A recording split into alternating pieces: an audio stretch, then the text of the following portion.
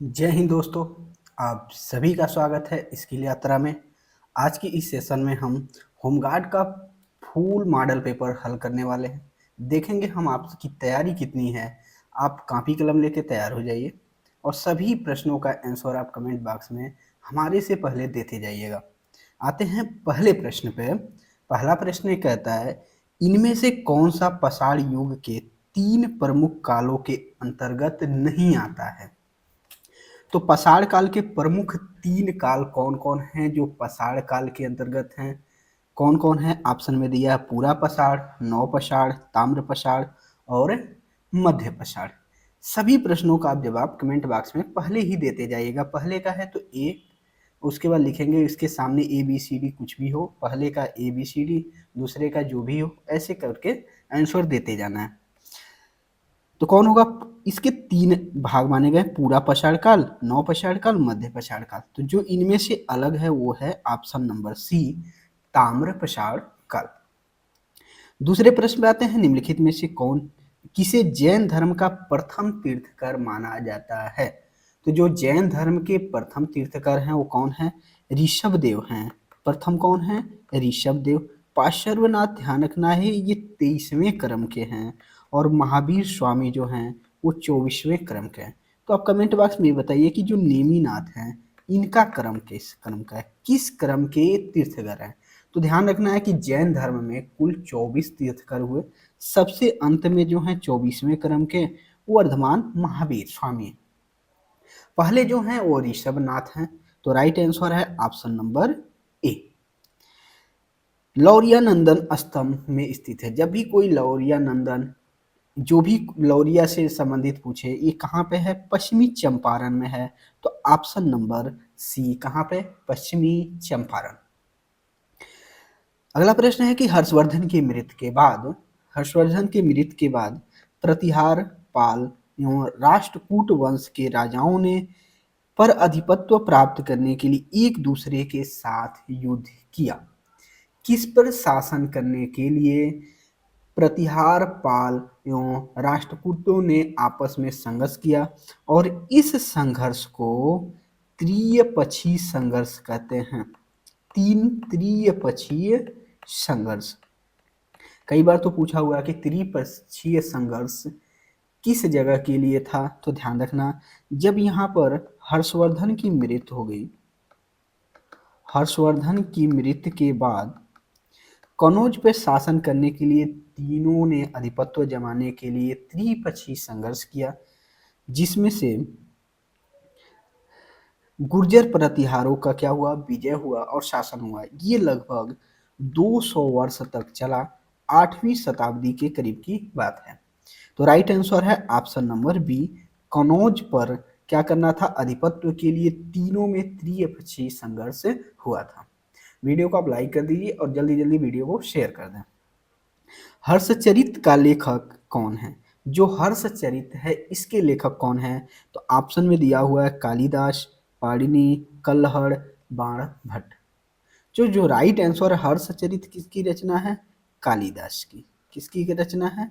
Sorry sorry, किसकी हर्षचरित क्या है? बाणभट्ट की।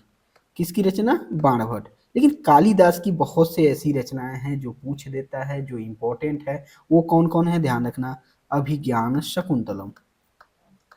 क्या है? अभिज्ञान शकुंतलम, मलिका मलविका अग्निमित्र, मलविका अग्निमित्र, ये बहुत ज्यादा पूछता है। और अभिज्ञान शकुंतलम। ठीक है, तो कालिदास की रचना। तो हर्षचरित बाणभट्ट। ठीक है। अगला प्रश्न है, बृहदेश्वर मंदिर में है। कहाँ पे है बृहदेश्वर मंदिर? ये ध्यान देना है। तो कहाँ पे है ये? ऑप्शन दिया है बेंगलोर, चेन्नई, कोचीन, तंजाउर। तो राइट आंसर क्या है? Option number B, Thanjavur. किस सम्राट ने अपनी राजधानी दिल्ली से दौलताबाद स्थानांतरित की थी? तो किसने किया था? फिरोज शाह तुगलक, अलाउद्दीन, मोहम्मद गोरी, मोहम्मद बिन तुगलक। तो जो राइट आंसर है ऑप्शन नंबर सी, मोहम्मद बिन तुगलक। मोहम्मद बिन तुगलक के समय ही मोरक्को का रहने वाला था। मोरक्को का इब्न बतूता। इब्न बतूता कहाँ आया था? भारत आया था। ये भी इंपॉर्टेंट क्वेश्चन बार बार पूछता है। शेर शाह सूरी अथवा शेर खान का असली नाम क्या था? ऑप्शन दिया फरीद जमाल जलाउद्दीन अबुल फत। तो राइट आंसर क्या है? ऑप्शन नंबर ए, फरीद। हुमायूं नामा किसके द्वारा लिखी गई थी? ध्यान रखना है। तो जो ऑप्शन में है गुलबदम बेगम, बाबर, अकबर, नूरजहां। तो किनके द्वारा लिखी गई थी ये पुस्तक? ध्यान रखना है, गुलबदम बेगम ने हुमायूं नामा लिखा है। और किसके समय लिखा गया ये ध्यान रखना है। तो किसके समय लिखा गया था?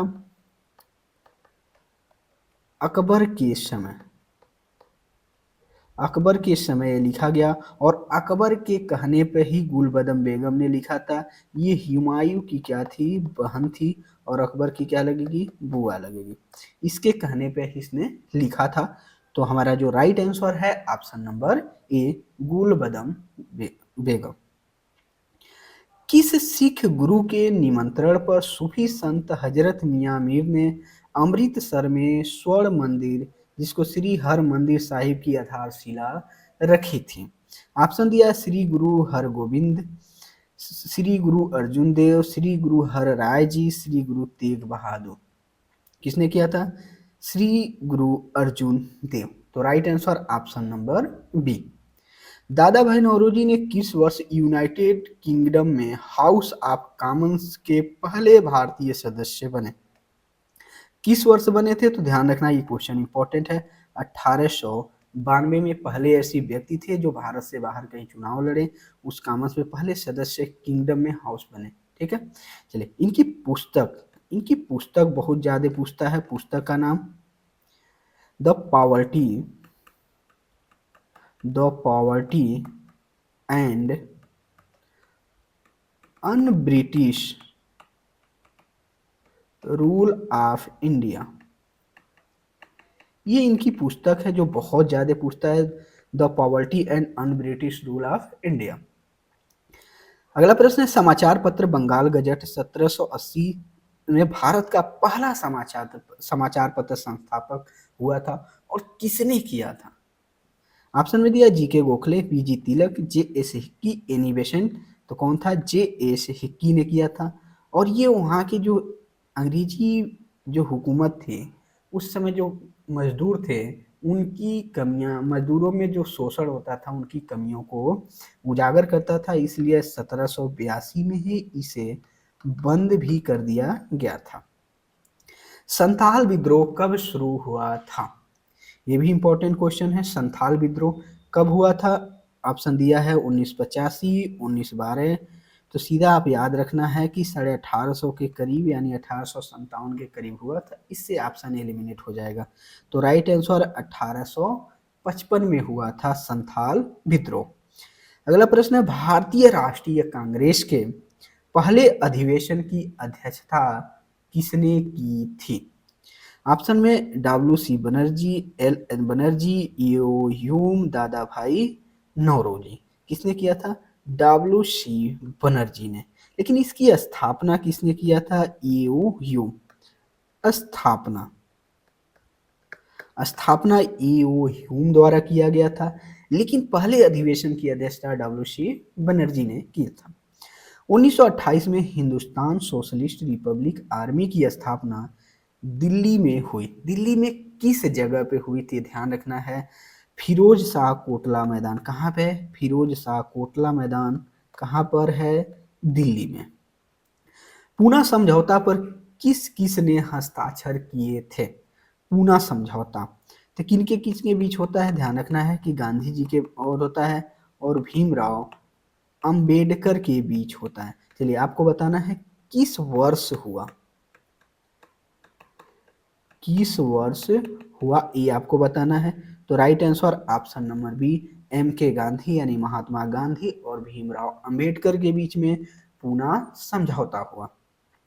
1925 में केंद्रीय विधानसभा का प्रथम निर्वाचित अध्यक्ष निम्नलिखित में से कौन थे? केंद्रीय विधानसभा में प्रथम निर्वाचित कौन थे? तो कौन थे? विट्ठल भाई पटेल। सीधे याद रखना, विट्ठल भाई पटेल। ये सरदार वल्लभ भाई पटेल के भाई थे। ठीक है, कौन थे? सरदार वल्लभ भाई पटेल के भाई थे विठल भाई पटेल, जिन्होंने निर्वाचित अध्यक्ष चुना गया था। 18वां प्रश्न है कि संघ सूची, राज्य सूची और समवर्ती सूची भारतीय संविधान के किस अनुसूची में है? ध्यान देना है। तो कुल अनुसूचियों की संख्या वर्तमान में कितनी है? 12 अनुसूची है। मूल संविधान की बात कर देते हैं। मूल संविधान में अनुसूचियों की संख्या कितनी थी? मूल संविधान में 8 थी। कह रहा है कि जिसमें संघ सूची किस में है? तो ध्यान रखना है, ये किस में है? 7वीं अनुसूची में है। तो right answer option number B. ध्यान रखना, ये सबसे बड़ी अनुसूची है, सबसे बड़ी अनुसूची है। तो धैर्य बना के रहें, लास्ट तक बने रहें, ऐसे प्रश्न जो आपके लिए बेहतर नंबर दिलाएंगे। तो 7वीं अनुसूची जो है, अनुसूची कुल 12 में सबसे बड़ी अनुसूची है, ये भी ध्यान रखना है। और 7वीं अनुसूची में इसका जिक्र किया है। निम्न में से कौन सी नागरिकता प्राप्त करने की एक शर्त नहीं है? तो नागरिकता प्राप्त करने की विधियां पढ़ा चुके हैं क्लास में। कितनी तरह की विधियां हैं? 5 प्रकार की हैं। एक तो आप जन्म के आधार पर ले सकते थे, वंश के आधार पर कर सकते थे, देशीकरण हो जाता था, भूमि अर्जन होता था, जन्म, वंश, देशी, एक था पंजीकरण। 5 तरह का देखते हैं, इनमें से कौन नहीं है? जन्म तो है ही, वंश है, देशीकरण है। तो right answer option number C, संपत्ति अधिग्रहण के आधार पर नहीं कर सकते, नागरिकता प्राप्त करने की ये कोई विधि नहीं है। भारत के संविधान के, ध्यान रखना है, भारत के संविधान के डॉट डॉट में लिखा कि समान नागरिकता संहिता के प्रावधानों का उल्लेख किया गया है। किस भाग में समान नागरिक संहिता की बात करता है? तो समान नागरिक संहिता अनुच्छेद 44 में है, और 44 पड़ता है भाग 4, राज्य के नीति निर्देशक सिद्धांत में। तो राइट आंसर है ऑप्शन नंबर बी। 21वां नंबर क्वेश्चन है कि निम्नलिखित में से किसे भारत के राष्ट्रपति द्वारा नियुक्त नहीं किया जाता है? कौन भारत के राष्ट्रपति द्वारा नियुक्त नहीं होते हैं साथियों? तो राज्यों के मुख्यमंत्री, ये ऑप्शन में दिया है, उच्च न्यायालय के न्यायाधीश, भारत के मुख्य न्यायाधीश, राज्यों के राज्यपाल। तो राइट आंसर कौन नहीं होते? राज्य के जो मुख्यमंत्री होते हैं ये राज्यपाल करता है, इनकी नियुक्ति कौन करेगा? राज्यपाल। तो right answer option number A. 22वां नंबर क्वेश्चन है, भारत के किस वर्ष खाद्य सुरक्षा और मानक अधिनियम पारित किया गया था? तो राइट आंसर क्या है? ऑप्शन नंबर ए, 2006। भारतीय संविधान का कौन सा अनुच्छेद राष्ट्रपति को सूचना आदि प्रस्तुत करने के संबंध में प्रधानमंत्री के कर्तव्यों से संबंधित है? याद करना, क्लास में पढ़ाए हुए क्वेश्चन थे, इंपॉर्टेंट कराए थे कि ये याद रखना कि प्रधानमंत्री का एक कर्तव्य बनता है कि संसद भवन की कौन सी कार्रवाई हो रही है, किस पे काम चल रहा है, ये जानकारी राष्ट्रपति को दे। तो 62 तो राष्ट्रपति से संबंधित है, ये तो होगा नहीं। 69 में उपराष्ट्रपति वाला संबंध है, ये भी तो होगा नहीं, एलिमिनेट करते हैं। 73 में विशेष राष्ट्रपति का ही कार्यों से ही वर्णन है कि इसका सरल बनाने के लिए काम करेंगे, ये तो है नहीं। Right answer option number D, अनुच्छेद 78। 24वें नंबर क्वेश्चन पे आते हैं, भारतीय संविधान के अनुच्छेद 124 के एक प्रावधान के अनुसार सर्वोच्च न्यायालय का न्यायाधीश वर्ष की आयु तक अपने पद पर आसीन रहेगा। अगर सर्वोच्च न्यायालय का न्यायाधीश है तो कितने वर्ष तक वो अपने पद पर आसीन रह सकता है? ऑप्शन में है 60, 65, 67, 62। तो क्या पढ़ाए थे? अनुच्छेद कर 124 में प्रावधान भी कर दिया गया है सुप्रीम कोर्ट के न्यायाधीशों से संबंधित। ऑप्शन नंबर बी, 65 वर्ष। नीति आयोग के पहले अध्यक्ष कौन थे? ये भी बता चुके हैं। जितना वन लाइनर क्वेश्चन कराए हैं, अधिकतम क्वेश्चन इनसे मैच कर रहे हैं। तो जो नीति आयोग है, ध्यान रखना है, जो नीति आयोग है किसके स्थान पे आया? योजना आयोग। जो योजना आयोग था उसी के स्थान पर नीति आयोग आया। कब आता है? ध्यान रखना है, 1 जनवरी 2015 को। और जो इसके अध्यक्ष होते हैं वो प्रधानमंत्री ही होते हैं। तो प्रधानमंत्री कौन थे उस समय? नरेंद्र मोदी जी। तो राइट आंसर है, अध्यक्ष कौन होंगे? नरेंद्र मोदी। क्वेश्चन नंबर 26 है, भारतीय संविधान के किस अनुच्छेद के तहत प्रावधान है कि राज्य का राज्यपाल प्रत्येक 5वें वर्ष की समाप्ति पर वित्त आयोग का गठन करेगा? राज्यों को पैसा देने के लिए, राज्यों के गांवों को क्षेत्रों को विकास करने के लिए राज्यपाल हर 5 वर्ष पर एक वित्तीय आयोग का गठन करने का प्रावधान है। और ये भी बताए थे, ध्यान रखना है, 243 9 में डिपेंड करता है, और अंग्रेजी में लिखेगा तो आई 9 पे आता है, और नहीं तो 9 पे है। अगर हिंदी में लिखता है तो 243 झ लिखेगा, या तो 243 आई लिखेगा, ठीक है, या तो 243 ऐसे करके 9 लिख सकता है। तो right answer option number C 243 आई। 27वां नंबर क्वेश्चन है कि भारतीय संविधान के किस अनुच्छेद के अंतर्गत हिंदी को संघ की राजभाषा घोषित किया गया है? जो हिंदी है वो राजभाषा है, ना कि राष्ट्रभाषा। राष्ट्रभाषा और राज्य भाषा क्या है? ये राजभाषा है, ना कि राष्ट्रभाषा है, ना ही राज्य भाषा है। तो किस अनुच्छेद के तहत कहा गया है? ध्यान रखना है, 343 एक में प्रावधान किया गया है कि जो संघ है, भारतीय संविधान में प्रावधान है 343 एक में कि संघ की जो राजभाषा है वो हिंदी होगी। आपके लिए एक मोटिवेशनल कोट है, जिनको ये सपना है कि हम वर्दी पहने, सारी चीजें हैं, ये आपके लिए है। ये वर्दी मैं चाहूँ तो देख सकता हूँ तेरे अलावा किसी और को, ये वर्दी मैं चाहूँ तो देख सकता हूँ तेरे अलावा किसी और को, लेकिन ये आंखें वफादार है, दगा नहीं करती। उन बच्चों के लिए जो हमेशा ये मोटिवेशनल चीज़ें आपको काम आएंगे, उनके लिए जिनका सपना है वर्दी लेने का, यही एक मौका है दोस्त। 28वां क्वेश्चन है, राष्ट्रीय बालिका दिवस भारत में कब मनाया जाता है? तो जो राष्ट्रीय बालिका दिवस है कब मनाया जाता है? ऑप्शन में लिखा है 11 अक्टूबर, 24 जनवरी, 2 दिसंबर, 15 अगस्त। तो कब मनाया जाता है? ध्यान रखना, 24 जनवरी को क्या मनाया जाता है? राष्ट्रीय बालिका दिवस। जनवरी से एक क्वेश्चन और भी पूछ देता है, राष्ट्रीय मतदाता दिवस क्या है? राष्ट्रीय मतदाता दिवस, तो 25 जनवरी याद रखना है, ठीक है। चलिए, राष्ट्रीय बालिका दिवस तो आपको पता है। अंतर्राष्ट्रीय महिला दिवस, अंतर्राष्ट्रीय महिला दिवस कब मनाया जाता है? एक कमेंट बॉक्स में जवाब दिए। ऐसा नहीं है कि सुन के आप छोड़ दें, भले ही गूगल करिए या जैसे भी करिए, कमेंट बॉक्स में जवाब जरूर दीजिए, क्योंकि इससे जब आप सर्च करेंगे तो याद हो जाएगा। 29वां क्वेश्चन है, वो मेरिडियन है जिस पे भारतीय मानक समय आधारित है। तो भारत का जो मानक समय आधारित है किस पे है? 82.5 डिग्री, कितना है? 82.5 डिग्री पूर्वी देशांतर पे है। किस पे है? पूर्वी देशांतर, जो इलाहाबाद नैनी के करीब, या तो आपको मिर्जापुर मिल जाएगा, ठीक है, या तो नैनी मिले या तो मिर्जापुर, इसी से जाता है। और कितने राज्यों से होकर जाता है? 5 राज्य से होकर जाता है।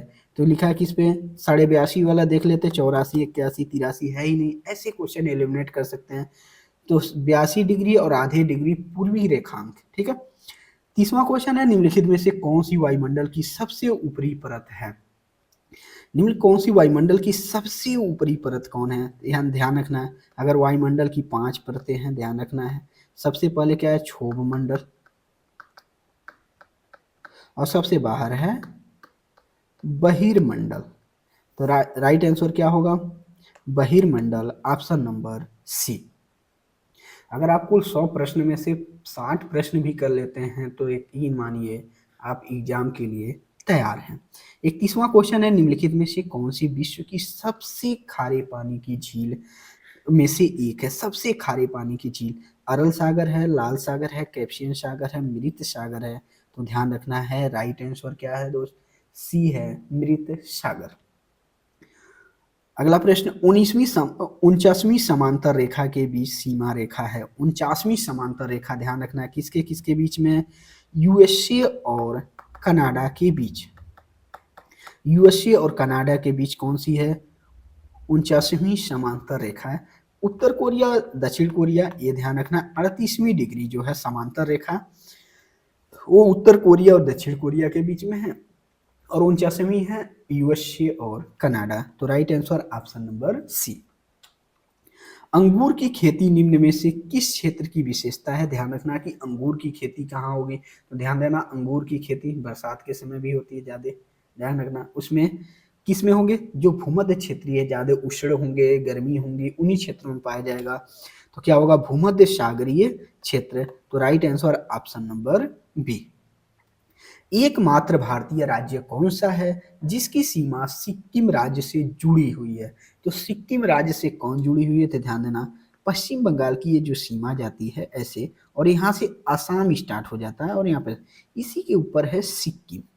तो जैसी बात है, सिक्किम जो है पश्चिम बंगाल से जुड़ा हुआ है। तो राइट आंसर ऑप्शन नंबर ए सिक्किम। इंदिरा पॉइंट भारत का दक्षिणी बिंदु ग्रेट निकोबार द्वीप के सिरे पर स्थित है। तो कहाँ पे है, ग्रेट निकोबार के सबसे दक्षिणी में है। तो भारत का अगर दक्षिणी पॉइंट की बात कर लें तो कौन है, इंदिरा, कौन है, इंदिरा पॉइंट। इंदिरा पॉइंट। उत्तरी बिंदु इंदिरा कॉल, इंदिरा कॉल। पूर्वी बिंदु क्या है, किबुथु। और पश्चिमी बिंदु गुजरात में है गौहर मोती या गौर मोती या गौहर मोती। तो राइट आंसर है ऑप्शन नंबर सी दक्षिणी। पर्वतमाला दक्षिण में सतपुड़ा पर्वत और दक्षिण पश्चिम में अरावली पर्वतमाला में घिरी हुई है। तो जो पर्वतमाला दक्षिण में सतपुड़ा और दक्षिण पश्चिम में अरावली से घिरी हुई है, कौन सी पर्वत श्रेणी? ध्यान रखना अरावली पर्वत राजस्थान के इस हिस्से में एकदम समानांतर है, इधर से सतपुड़ा वाली है और इधर से आती है विंध्याचल पर्वत श्रेणी। तो कौन घिरी है किसके किसके बीच में, तो विंध्याचल पर्वतमाला घिरी हुई है। तो राइट आंसर ऑप्शन नंबर ए। धुआंधार जलप्रपात इनमें से किस नदी द्वारा निर्मित होता है, ये भी इंपॉर्टेंट क्वेश्चन है, ध्यान रखना है। तो धुआंधार जलप्रपात किसके द्वारा होता है, ऑप्शन में तापी, महानदी, कावेरी और नर्मदा। तो ध्यान रखना ये कहाँ पे धुआंधार जलप्रपात, मध्य प्रदेश में, और किसमें है, नर्मदा नदी पे है। तो right answer option number D. 38वां नंबर है महानदी तंत्र भारतीय प्रायद्वीप में तीसरी सबसे बड़ी, और डॉट डॉट लिखा कि सबसे बड़ी नदी है। तो जो महानदी तंत्र है भारतीय प्रायद्वीप में तीसरी सबसे बड़ी क्या है, पश्चिम बंगाल, असम, उड़ीसा और तेलंगाना। तो ये कहाँ पे है महानदी, उड़ीसा क्षेत्र की तीसरी सबसे बड़ी क्या है, उड़ीसा की सबसे बड़ी नदी है। और विश्व कह रहे हैं भारतीय प्रायद्वीप में तीसरी सबसे बड़ी क्या है, नदी तंत्र है। किस नदी को बंगाल का शोक कहा जाता है, ऑप्शन में है ब्रह्मपुत्र, भागीरथी, हुगली, दामोदर। तो किसको बंगाल का शोक कहा जाता है, तो दामोदर नदी बंगाल का शोक। और बिहार का शोक की बात कर ले, बिहार का शोक किसको कहते हैं, कोसी नदी को।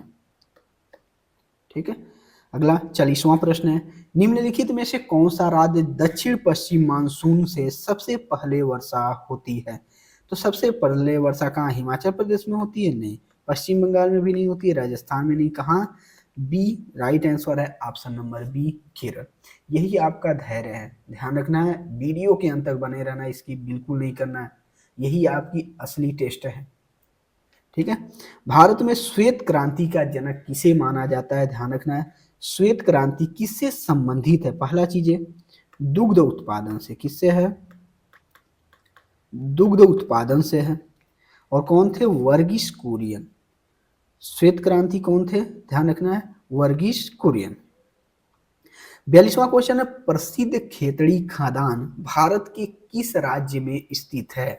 खेतड़ी खदान किसमें है, भारत के किस राज्य में, राजस्थान में है, छत्तीसगढ़ में है, मध्य प्रदेश या झारखंड? किसमें है, राजस्थान में। निम्नलिखित में से कौन सा बिजली उत्पादन का एक पर्यावरण के अनुकूल ढंग नहीं है? बिजली उत्पादन का है जो पर्यावरण के अनुकूल ढंग नहीं है। थर्मल पावर दिया है, सोलर पावर दिया हुआ है, विंड एनर्जी और जैव अपशिष्ट दिया हुआ है। तो कौन इसके के नहीं है? तो राइट आंसर क्या है, ऑप्शन नंबर ए थर्मल पावर। भारत का पहला पूर्ण जनगणना अभियान ऑपरेशन किस वर्ष शुरू हुआ? ध्यान रखना है भारत का पूर्ण जनगणना, अनियमित जनगणना नहीं कर रहा है, पूर्ण जनगणना कर रहा है। तो पूर्ण जनगणना अनियमित जनगणना में फर्क होता है। पहली बार जनगणना अगर पूछे, जनगणना अगर पहली बार जनगणना पूछता है तो क्या कम मारेंगे, ध्यान रखना है। पहली बार जनगणना कहे तो 1872 में होता है, मेओ के समय। लेकिन नियमित जनगणना होती है 1981 में। उस समय भारत का वायसराय कौन था, रिपन था। तो right answer option number D. 45वां नंबर क्वेश्चन है कि 2011 जनगणना के अनुसार निम्नलिखित में कौन सा राज्य भारत का सबसे कम शहरीकृत राज्य है। तो सबसे कम शहरीकृत राज्य है, इन ऑप्शन में बताना है, बिहार, हिमाचल प्रदेश, असम और उड़ीसा। ऑप्शन के अकॉर्डिंग मानना है तो कौन होगा, हिमाचल प्रदेश। उत्तर प्रदेश का कौन सा शहर बनारसी रेशम बुनाई के लिए प्रसिद्ध है। तो बनारसी रेशम, तो बनारस ही मार देंगे, वाराणसी। तो right answer option number B.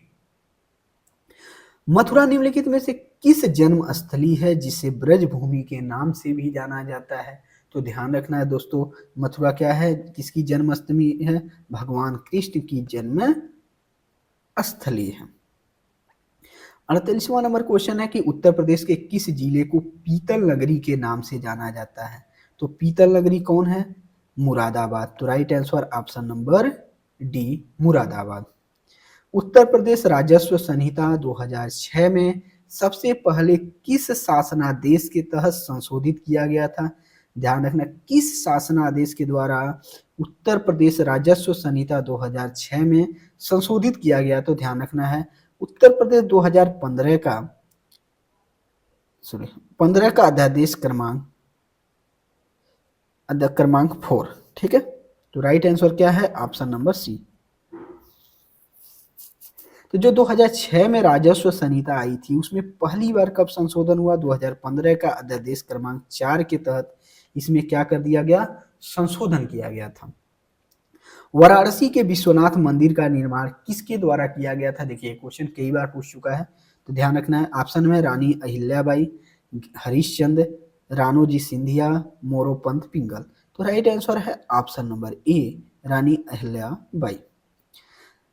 51वां number प्रश्न है कि तंबाकू के पत्तों पर जीएसटी दर क्या है। जो तंबाकू के पत्ते हैं और इसकी डंठल है, इस पे जो जीएसटी की दर है कितनी % है, ये पूछा था यूपी पुलिस कंप्यूटर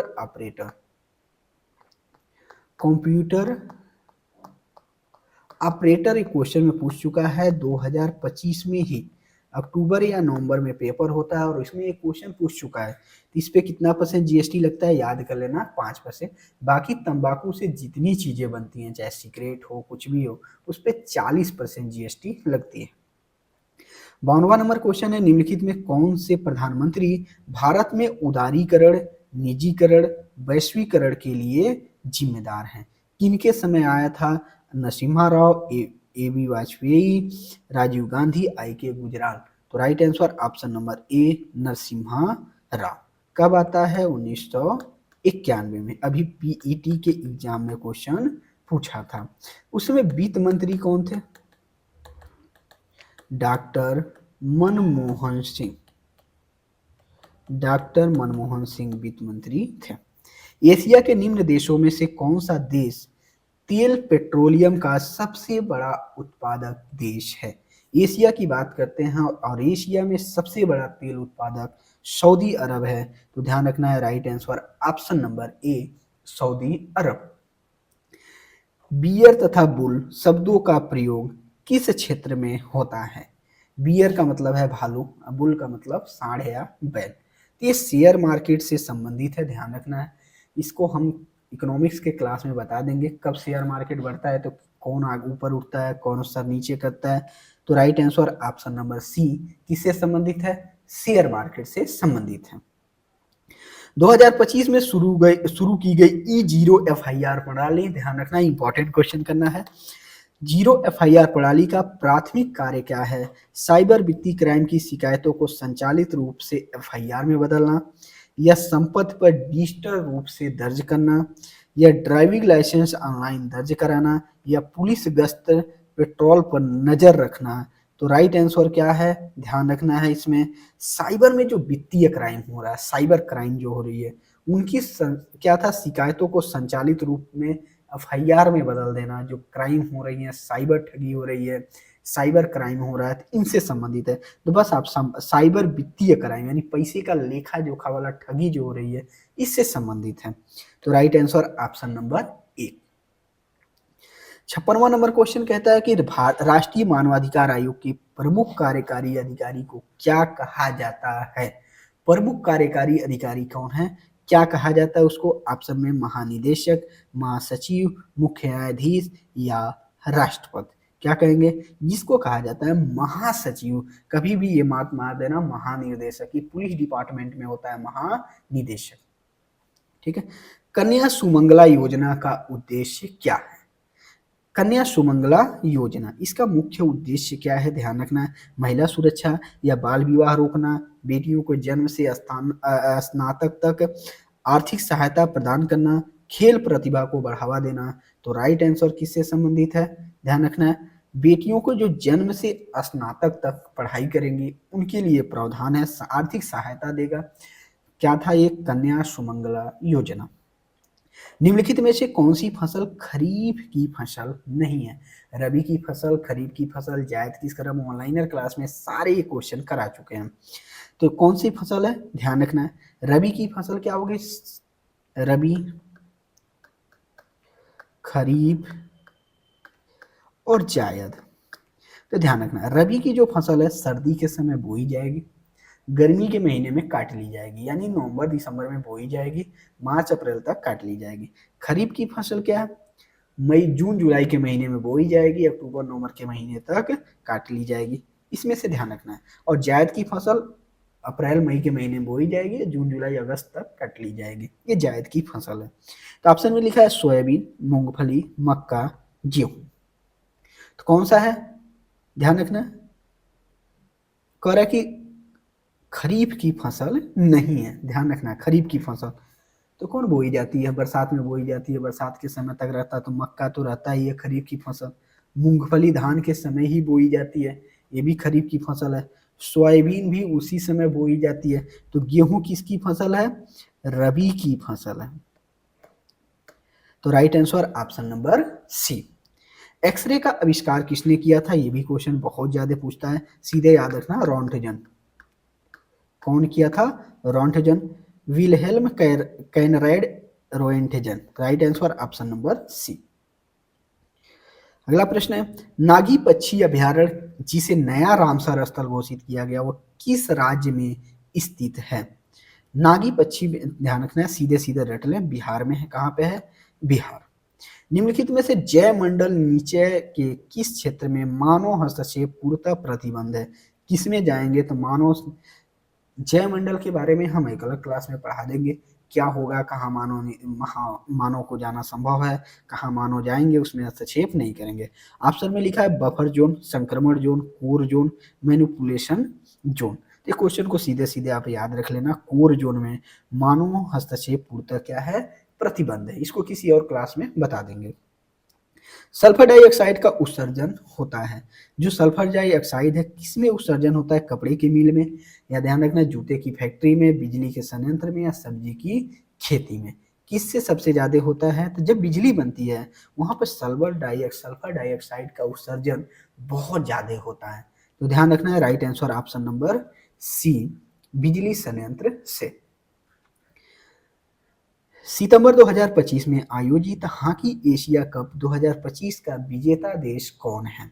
सितंबर 2025 में जो हॉकी एशिया कप महिलाओं का हुआ था, इसमें विजेता कौन था, भारत, चीन, जापान या म्यांमार। इसमें विजेता कौन था, चीन।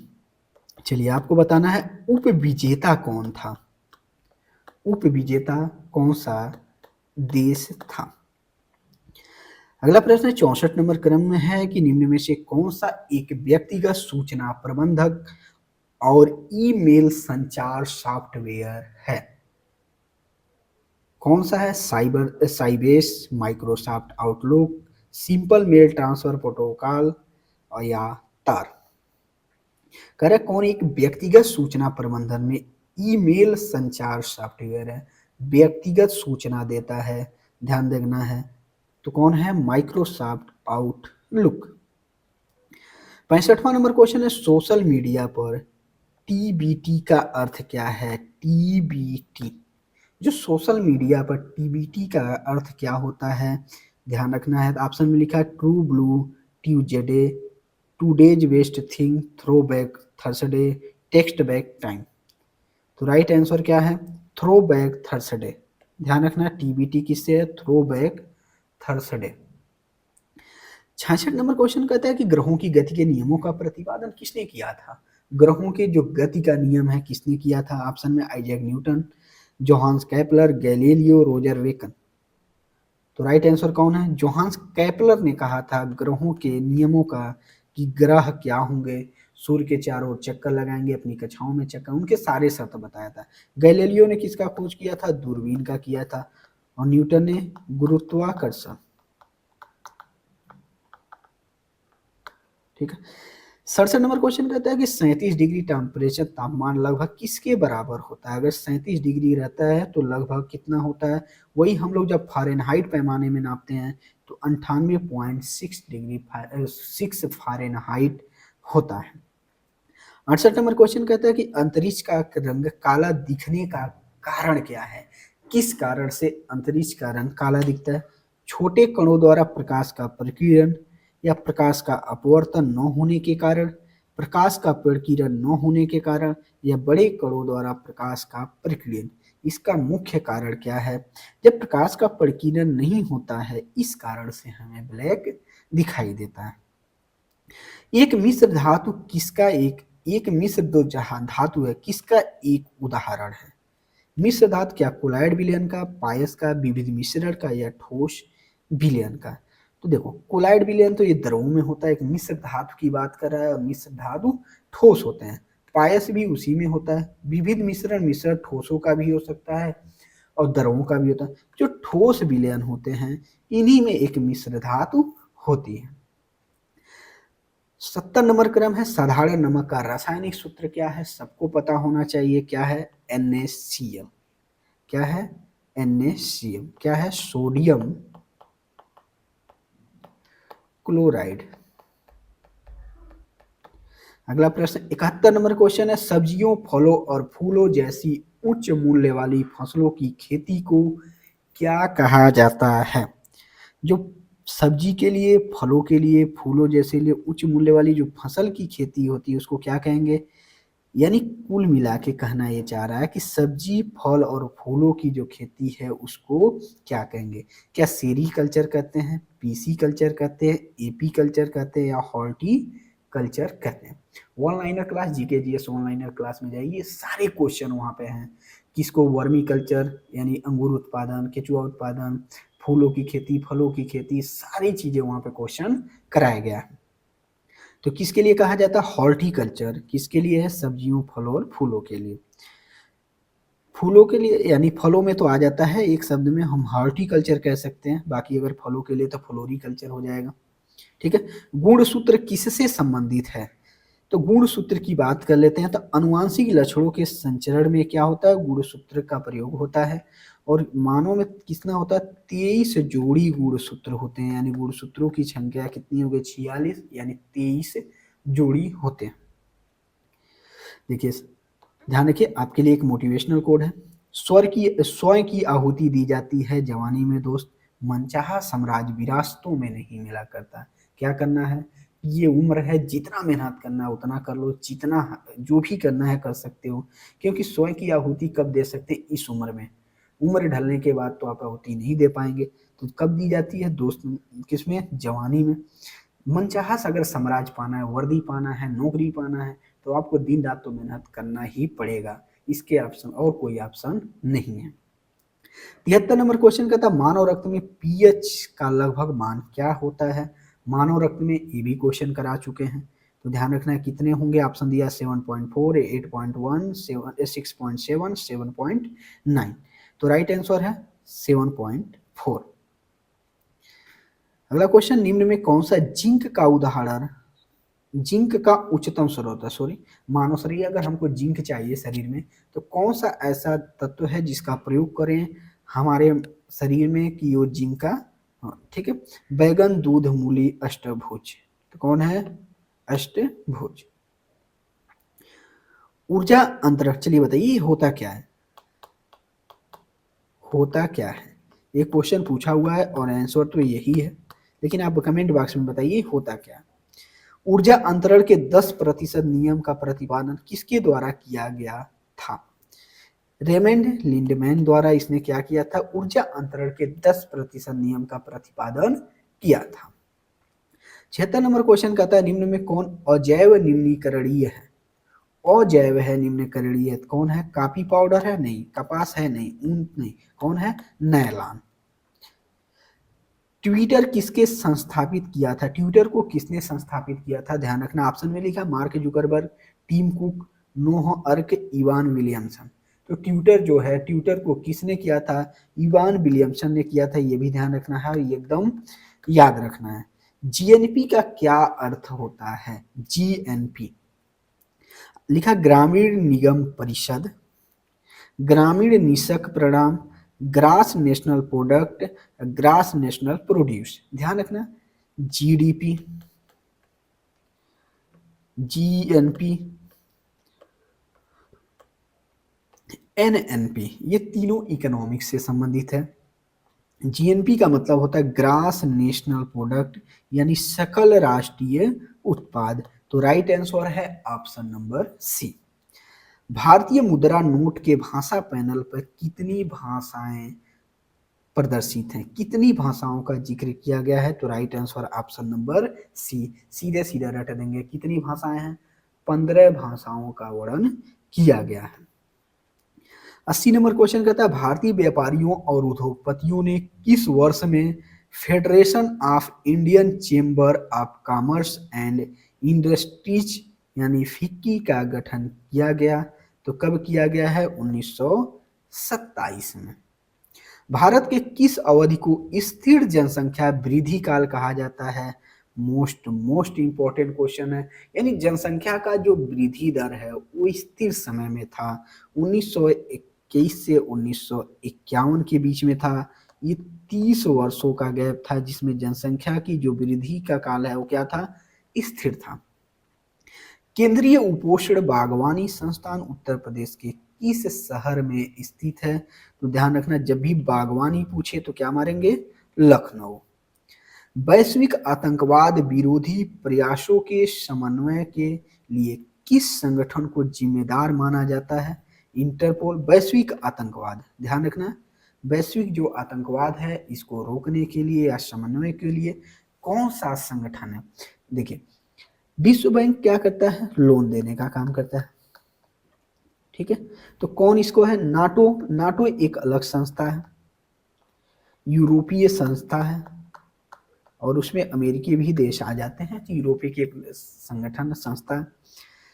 तो राइट आंसर क्या होगा, ऑप्शन नंबर डी, यूएनसीटीसी। कौन है, वैश्विक आतंकवाद क्या है, यूएनटीसीटी।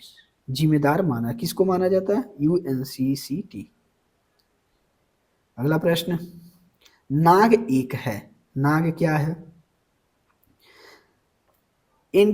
सतह से सतह पर मार करने वाली मिसाइल है, या एंटी टैंक मिसाइल है, बहुलक्ष्य मिसाइल है, या सतह से हवा में मार करने वाली मिसाइल क्या है, एंटी टैंक मिसाइल है। ताजिकिस्तान की राजधानी क्या है, ध्यान रखना कौन है, Dushanbe. Right answer Dushanbe. Tajikistan की राजधानी क्या है, दुशांबे। 86वां नंबर क्वेश्चन है कि 13 फरवरी 2025 को विश्व स्तर पर कौन सा दिवस मनाया जाता है। 13 फरवरी को क्या मनाया जाता है, ध्यान रखना क्या मनाया जाता है, रेडियो दिवस। क्या है, 13 फरवरी को विश्व रेडियो दिवस मनाया जाता है। विश्व पर्यावरण दिवस 5 जून को मनाया जाता है और अंतर्राष्ट्रीय महिला दिवस आपको पहले बता चुके थे, कमेंट करना है कब मनाया जाता है। तो विश्व रेडियो दिवस 13 फरवरी को मनाया जाता है, ये हर साल मनाया जाता है, ध्यान रखना है। नियॉन लैंप का आविष्कार किसके द्वारा किया गया था? जो नियॉन लैंप है वो किसके द्वारा किया गया था?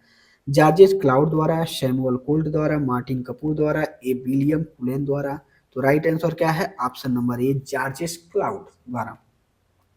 प्रसिद्ध उपन्यास द गॉडफादर किसके द्वारा लिखा गया था? Godfather, the godfather.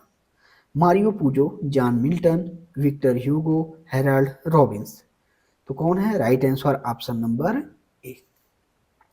अंतर्राष्ट्रीय ओलंपिक समिति का गठन कब किया गया था? ध्यान रखना, अंतर्राष्ट्रीय ओलंपिक समिति कब किया गया था? 1894 में गठित किया गया, और 1896 से ओलंपिक खेल चालू हो गया। कहाँ से? एथेंस से।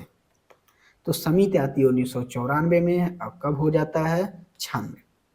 कौन सा शोध डिजाइन एक निश्चित समयावधि में समान विषय का अध्ययन करता है? अनुदैर्ध्य है, प्रयोगात्मक है, संबंधित है, या डी नंबर जो ऑप्शन है अंत वर्ग है।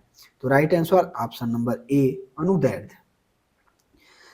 91 नंबर क्वेश्चन कहता है कि स्वर्ण जयंती शहरी रोजगार योजना भारत सरकार द्वारा किस वर्ष प्रारंभ किया गया था?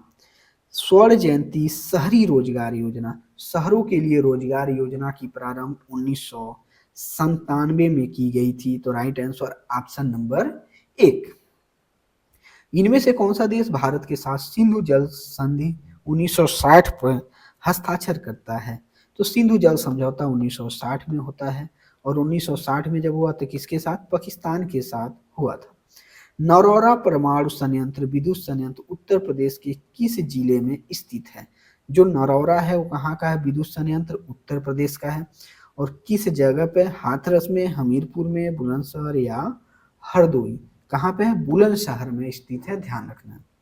उत्तर प्रदेश के किस शहर को सिरेमिक सिटी कहा जाता है? तो सिरेमिक सिटी क्या है? लखनऊ, मुरादाबाद, प्रयागराज, खुर्जा। तो राइट आंसर है ऑप्शन नंबर डी, खुर्जा। सर्वश्रेष्ठ पार्श्व गायिका के लिए 71वां राष्ट्रीय पुरस्कार किसको मिला है? फिलहाल इस समय में बात कर रहे हैं 25 में, किसको मिला है? ए आर रहमान को। पार्श्व गायिका की बात कर रहा है, तो पहली चीज है ए आर रहमान को हटा देंगे, गायक है ना कि गायिका। शिल्पा राव, जयचंद्रन, गोपी सुंदर। तो राइट आंसर कौन है? शिल्पा राव। 96 नंबर क्वेश्चन है, निम्नलिखित में कौन सा देश विश्व बैडमिंटन चैंपियनशिप इवेंट 2026 की मेजबानी करेगा? देश विश्व बैडमिंटन चैंपियनशिप 2026 की बात कर रहे हैं, तो इस बार जो करने वाला है भारत मेजबानी करने वाला है। तो क्वेश्चन इंपॉर्टेंट करिएगा, क्योंकि ये इंपॉर्टेंट क्वेश्चन इसलिए है कि भारत मेजबानी कर रहा है और ये क्वेश्चन पूछने की प्रबल संभावना है। 97 नंबर क्वेश्चन कहता है, सितंबर 1925 में देश में जहाज निर्माण और समुद्री क्षेत्र को बढ़ावा देने के लिए केंद्रीय मंत्रिमंडल ने किस पैकेज को स्वीकृति दी है? सितंबर 2025 में जहाज निर्माण के लिए बढ़ावा देने के लिए किसकी स्वीकृति मिली थी? ध्यान रखना, कितने पैसा? 69,725 करोड़ रुपए की क्या मिली थी? स्वीकृति मिली थी। तो right answer option number A. Uttar Pradesh की एक जिला एक उत्पाद ओडीओपी, ध्यान रखिएगा, एक जिला वन उत्पाद न लिख करके ओडीओपी लिखता है। ओडीओपी यानी वन डिस्ट्रिक्ट वन प्रोडक्ट, यानी एक जिला के लिए एक उत्पाद रखा गया है। निम्न की योजना के अनुसार मूज उत्पादन निम्नलिखित में किस जिले से संबंधित है? ठीक है, अमेठी, सुल्तानपुर या संत कबीर नगर। तो ध्यान रखना किसमें अमेठी में भी है, सुल्तानपुर में मूज उत्पादन के लिए किया गया। तो right answer option number D, 1 और 2। 99 नंबर क्वेश्चन का था, आत्मनिर्भर भारत अभियान कब शुरू किया गया? तो यानी 2020 में, जब कोरोना का समय था, मई 2020 में, इस समय आत्मनिर्भर अभियान शुरू किया गया था। 100वां नंबर क्वेश्चन है, आत्मनिर्भर भारत पैकेज की कुल राशि क्या थी? जिस समय आत्मनिर्भर भारत आया था उस समय इसकी राशि 20 लाख करोड़ रुपए की पैकेज थी। मोदी जी ने ऑन टीवी आकर ये बात कहा था कि दोस्तों हमने 20 लाख करोड़ का पैकेज दिया। पैकेज कहाँ गया पता नहीं, पैसा कहाँ खत्म हुआ पता नहीं, आत्मनिर्भर बने या नहीं बने कोई नहीं पता चला। हाँ, आत्मनिर्भर इतना है कि पेट जिलाने के लिए बन गए। आज की इस वीडियो में कुल 100 क्वेश्चन हो गए। आपके कितने प्रश्न सही हुए, ईमानदारी से एकदम कमेंट बॉक्स में बताना है कि मेरे इतने क्वेश्चन सही हुए। यहाँ से अपनी तैयारी को बेहतर बना सकते हैं। अभी ये पहला टेस्ट है, ऐसे ही बेहतरीन टेस्ट हर कराते रहेंगे होमगार्ड के एग्जाम तक। तो मिलते हैं अगले टेस्ट सेशन में या अगले वीडियो में। जय हिंद, जय भारत।